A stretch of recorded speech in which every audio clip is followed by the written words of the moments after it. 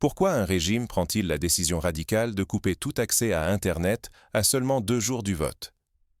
Est-ce vraiment pour votre sécurité ou pour empêcher la lumière de dévoiler ce que le pouvoir préfère garder dans l'ombre?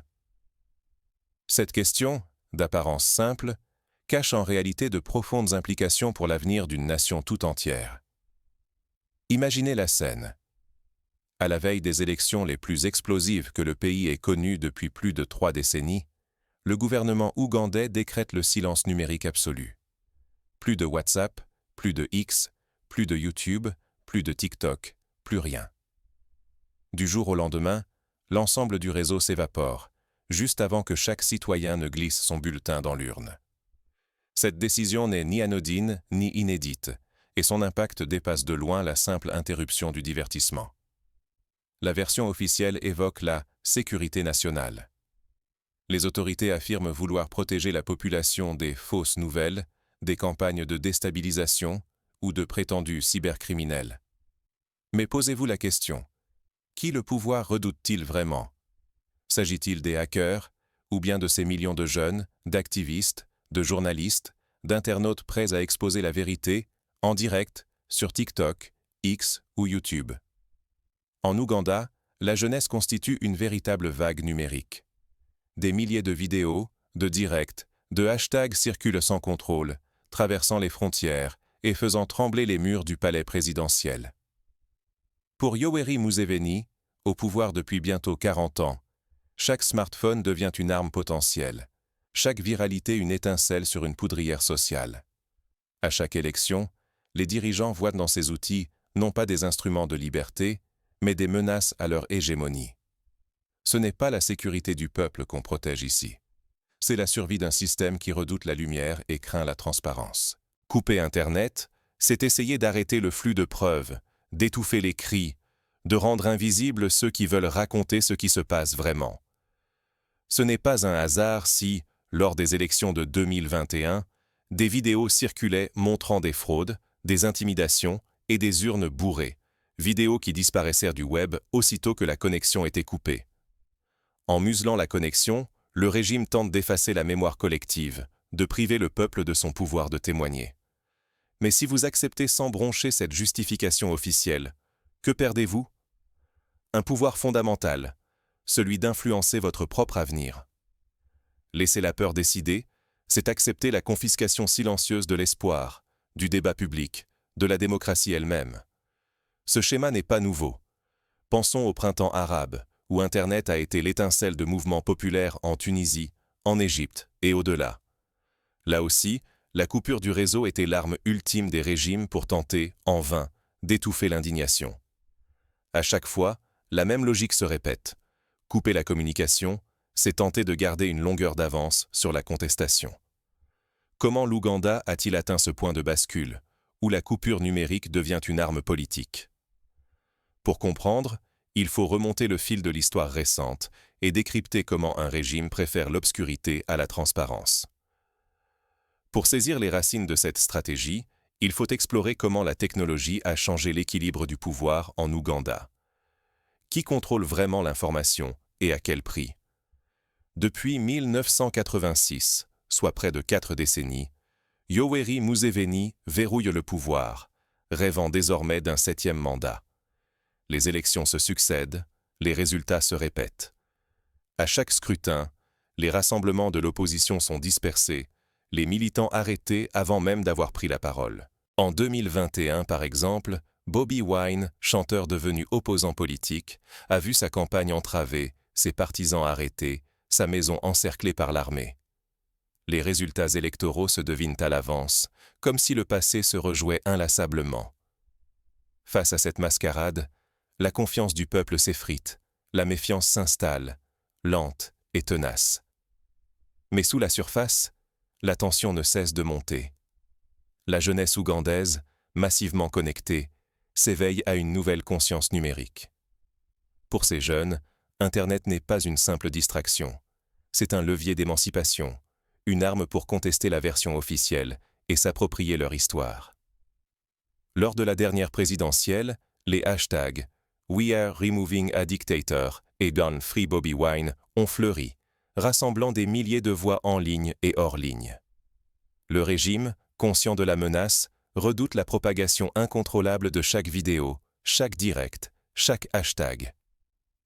À l'approche des élections, il coupe Internet sans hésiter. Étouffer la contestation, effacer les preuves, empêcher la lumière de filtrer sur leurs manœuvres.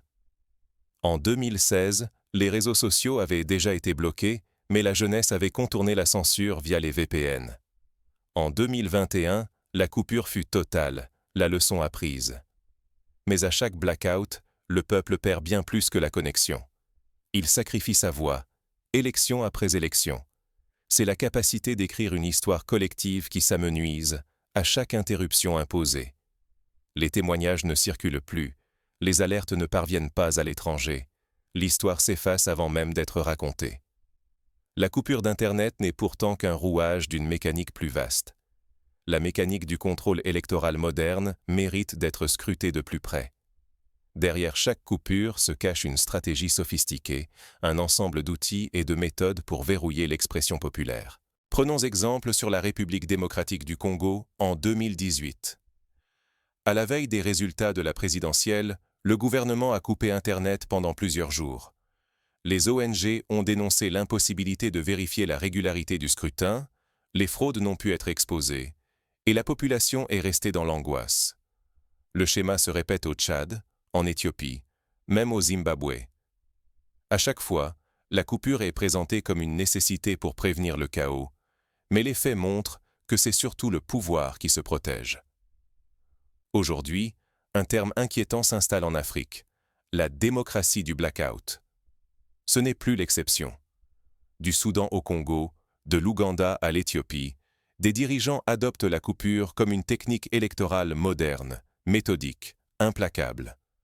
En 2021, selon Access Now, une organisation internationale de défense des droits numériques, plus de 25 coupures d'Internet ont été recensées sur le continent africain, dont au moins 14 directement liées à des élections. Sous couvert de sécurité nationale, les autorités plongent des millions de citoyens dans l'obscurité numérique. À qui profite vraiment ce silence imposé? Officiellement, il s'agit d'endiguer les rumeurs ou la désinformation. En réalité, il s'agit d'étouffer la vérité. Lorsque le réseau s'éteint, le monde cesse de voir. Les files d'attente devant les urnes, les fraudes filmées, l'indignation d'une jeunesse avide de changement disparaissent. Le premier acte, c'est l'éviction des témoins gênants. Juste avant les élections, les ONG sont suspendues, les journalistes bâillonnés, les observateurs étrangers expulsés. En Ouganda, à l'approche du scrutin de 2021, le Bureau national des ONG a ordonné la suspension d'organisations comme Chapter for Uganda et Human Rights Network for Journalists, accusant ces groupes de menacer la sécurité nationale. Dans cette nuit forcée, seules les voix du pouvoir résonnent, amplifiées par les médias d'État verrouillés. Le récit officiel devient unique, martelé sans contradiction. Dans l'ombre, tout est permis. Manipulation des résultats, bourrage des urnes, intimidation. Les caméras sont éteintes, les témoins muselés, la mémoire même de l'événement devient fragile, malléable. La démocratie du blackout ne fait pas que plonger le pays dans le noir. Elle réécrit l'histoire au profit d'une poignée d'hommes accrochés au pouvoir. Ce modèle circule, s'affine, se perfectionne. Les méthodes et les excuses se transmettent d'un régime à l'autre. Chacun enrichit le manuel secret du blackout.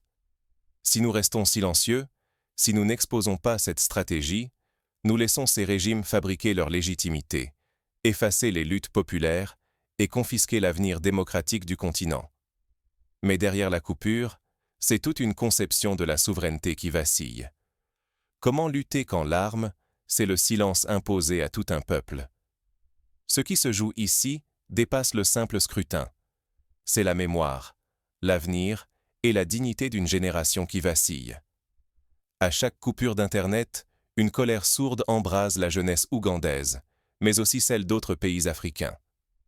Au lieu de l'étouffer, ces blackouts nourrissent une prise de conscience, celle d'être privé de voix, d'histoire et de futur. Mais d'où vient ce sentiment d'impuissance? Parce que la connexion de tout un peuple dépend de câbles et de serveurs contrôlés par des intérêts étrangers. Tant que l'infrastructure reste hors de leur portée, il suffit d'un seul geste, d'un seul bouton, pour plonger tout un pays dans l'ombre. L'exemple ougandais est devenu un signal d'alarme pour toute l'Afrique. De Dakar à Nairobi, d'autres jeunesses observent, s'inquiètent ou s'organisent. Chaque blackout en Ouganda lance un avertissement. Cela pourrait nous arriver, ou cela arrive déjà. Certains gouvernements y voient une arme, d'autres peuples y trouvent un appel à la résistance. Les conséquences économiques sont immédiates et cruelles. Imaginez, du jour au lendemain, le mobile money, pilier de la vie quotidienne pour des millions de personnes, devient inaccessible. Les marchés chancellent, les familles ne peuvent ni envoyer ni recevoir d'argent, et l'économie informelle s'arrête, piégeant les plus vulnérables dans la pauvreté et l'angoisse. En 2021, l'Union africaine a estimé que les coupures d'Internet ont coûté plus de 110 millions de dollars à l'économie ougandaise en une semaine. En Éthiopie, lors des manifestations en 2020, les pertes économiques se sont élevées à plus de 65 millions de dollars. Mais ce n'est pas qu'une question d'argent. En coupant Internet, les vieux régimes avouent leur peur de cette jeunesse qui sait s'exprimer, s'organiser et rêver ensemble. Chaque blackout creuse le fossé. D'un côté, des dirigeants qui s'accrochent à l'ombre, de l'autre, une génération qui refuse d'être effacée. Cette fracture numérique menace l'unité nationale et alimente l'exil des talents. De nombreux jeunes, frustrés de ne pouvoir s'exprimer, choisissent de fuir le pays pour chercher la liberté ailleurs, aggravant la fuite des cerveaux. Rester passif, c'est accepter l'obscurité, la pauvreté et l'oubli. Ce n'est plus seulement une question politique, c'est une question d'existence. Face à l'arbitraire, s'impose un impératif, reprendre la souveraineté numérique. Contrôler son infrastructure, défendre la libre circulation de l'information, c'est refuser l'effacement et redéfinir la citoyenneté africaine. Mais cette lutte pour la souveraineté numérique ne se gagne pas en un jour. Elle exige courage, solidarité et une vision nouvelle de la liberté africaine. Prenons exemple sur le Ghana, qui investit dans des data centers nationaux, ou sur le Kenya, qui développe des réseaux de fibres optiques indépendants. Plus encore, elle demande une mobilisation citoyenne à tous les niveaux. Éducation au numérique, plaidoyer pour une législation protégeant la neutralité du net, création de plateformes locales pour réduire la dépendance aux géants étrangers. Une coupure d'Internet ne coupe jamais la soif de dignité. Peut-être que la vraie révolution commence hors ligne. À chaque blackout, une révélation s'impose. La domination numérique n'est pas une fatalité, elle se fabrique, donc elle peut se défaire. C'est l'heure de reconquérir notre souveraineté numérique. Moins dépendre des câbles et des plateformes étrangères, c'est reprendre le contrôle de nos voix, de nos données, de notre histoire. Les serveurs à l'étranger, les clouds pilotés depuis l'autre bout du monde, sont des chaînes invisibles à briser. Les États africains doivent investir dans leurs propres infrastructures, protéger leurs réseaux, inventer leurs solutions, refuser d'être à la merci d'un interrupteur détenu ailleurs. Mais la technologie seule ne suffit pas. L'ingéniosité des jeunes Africains a déjà prouvé sa force. Quand un régime coupe WhatsApp ou X, il déniche des failles, recourt à des VPN, des proxys, des applis alternatives, invente de nouveaux moyens pour se mobiliser. L'information voyage de téléphone en téléphone, de bouche à oreille, franchissant chaque barrière numérique. En Algérie, lors des mouvements de protestation de 2019, les manifestants ont utilisé des radios clandestines et les réseaux Bluetooth pour contourner la censure. Cette créativité prouve que l'élan du changement ne dépend pas d'un signal, mais d'un esprit collectif. Regardons le courage du Sahel. Là-bas, quand tout s'éteint, la rue devient le seul parlement légitime. Les pancartes remplacent les hashtags, les chants brisent la censure et remplacent les posts effacés. La résistance s'adapte, s'ancre dans la mémoire populaire et la solidarité de la diaspora qui transmet les témoignages malgré l'obscurité. Ensemble, nous bâtissons une résilience qui dépasse les frontières du virtuel. Chercher le salut à l'extérieur serait une grave erreur. L'indépendance ne viendra ni de Washington, ni de Bruxelles. Elle ne sera ni offerte par une ONG, ni garantie par une plateforme américaine. Elle naîtra d'une société qui se souvient, qui s'organise, qui forge ses propres outils pour défendre sa démocratie et son avenir. Le Rwanda, par exemple, investit dans la formation de jeunes ingénieurs pour bâtir une industrie numérique locale robuste. Ce qui se joue, c'est bien plus qu'un accès au web. C'est notre capacité à ne plus jamais confier notre destin à ceux qui savent comment l'étouffer. Ne pas agir, c'est accepter que l'histoire se répète, que chaque coupure d'Internet serve à bâillonner une génération entière. Mais chaque blackout est aussi une occasion de forger une solidarité nouvelle, une résistance qui ne s'éteint pas avec le réseau. Mais alors, comment bâtir cette souveraineté numérique concrète, ici et maintenant? Quelles actions, quels choix nous restent pour ne plus jamais être réduits au silence? Plusieurs pistes concrètes existent. Premièrement, il faut plaider pour des lois nationales qui interdisent les coupures arbitraires. Le Nigeria, après des pressions populaires, a adopté une charte pour la protection des droits numériques en 2022. Deuxièmement, encourager la création de médias numériques locaux, hébergés sur des infrastructures nationales, afin que l'information ne dépende plus exclusivement de serveurs étrangers. Troisièmement, promouvoir l'apprentissage du code et des outils de cybersécurité à l'école, pour que chaque jeune puisse devenir acteur et non simple consommateur du numérique.